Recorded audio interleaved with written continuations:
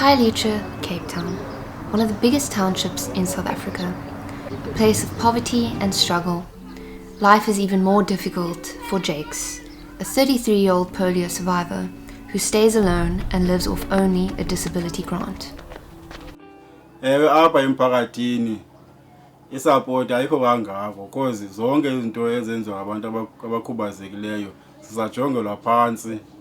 Even abantu abakhubazekileyo ndiye ndibabone kanti izihambele basolo behleli endlini abaphumeli ngaphandle baveza ukukhubazeka kwabo. Jakes has found his purpose in sport and has represented South Africa internationally in wheelchair tennis and ParaVolleyball. ParaVolleyball, or sitting volleyball, is much like normal volleyball. You have 6 players on a side and 3 touches, but it is played on the ground. The sport has offered him a sense of belonging and community.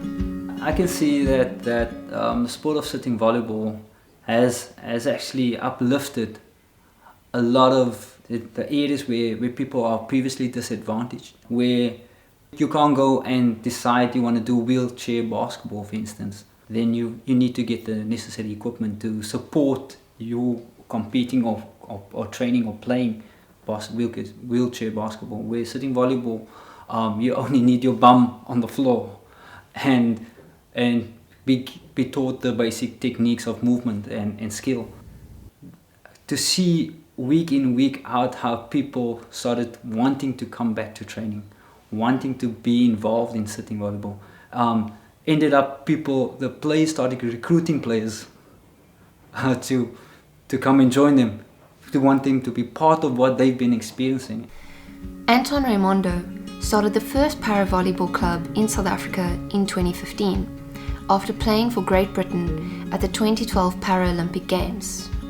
Despite no governmental funding, the sport has grown to about 11 clubs across the Western Cape, Limpopo and KwaZulu-Natal. The national team has competed at the Africa Championships twice and came 5th in 2019 last year. And what's great is because you have 6 people on a side, you have effectively at least 12 people, potentially more if you have a squad, who are interacting around the sport. So you've got a social kind of environment. And people, while we're focused on the sport, often it's the conversations on the side that become quite meaningful as well. It gives you certainly a sense of community, that you're part of a group that is achieving something and working together for something. And that camaraderie is quite important. It helps with people who might have experienced isolation or stigmas around physical impairment. It acts as a bit of a psychological release and support network. And I think there's that value is underestimated in society. It's very important, and we recognize that with sport. Sitting volleyball is probably one of, if not the most inclusive sport in the world. Up to national level in South Africa, it's open to everyone. You can play able-bodied, with physically impaired, mixed teams with gender. You can have children playing with their parents. That's fantastic from that point of view. Once you're on the floor, whether you have limbs or not, or your legs or not, everyone is equal. You're using your arms to move around. In fact, if you're missing limbs, you have less weight, so you probably have an advantage in being able to move across the floor. Udlala kwami sport ndiziva kamnandi, ndiziva ndonwabile ngoba esportini ndiye ndadibana nabangani. So ukudibana nabangani.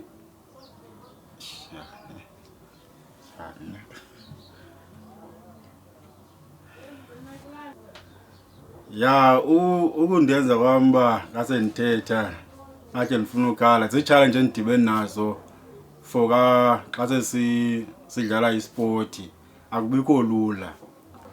Okokuqala xa sisuka apha siye esportini siyodlala siye sisebenzise sometimes i-public transport. So xa ukhwela i-public transport usiya esportini udibana nabantu abantu bengxamile, hayi lona usenza late makashiyeke makakhwele eyona taxi ilandelayo, thina siba late emsebenzini. Sibe nawe ungxamile uleqa ibhasi le kufuneka uyikhwele itikiti lixela uba uhamba ebhasi ethile. So siyefumana ubunzima ngase kulapho ngoku. The biggest obstacle is transport and funding. The players are there, the coaches are there, the facilities are there, equipment's there, the will is there. It's transport and funding. It is difficult. A lot of players, some might work, but a lot are actually living on disability grants and have no work whatsoever.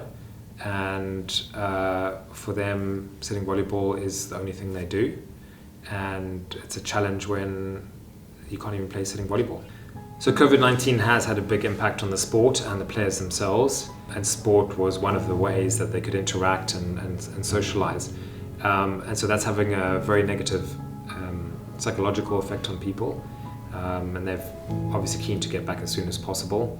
Sahlangane sakhuluma nje sihlelene nje. So usulahlekelwe nabangani obunabo ngalesi sikhathi lesi. Kunjalo kuba singasabonani kukho le corona. There's no word yet on when ParaVolley practice can start again, and until then, Jake says he's keeping fit and eagerly awaiting his return. Ndizimisela into yoba one day ibe ngumsebenzi wami lo sport kuba ndingasebenzi. Siqokola ne-development kubekho aba i-team esencinci esahlumayo elandelayo emveni kwethu.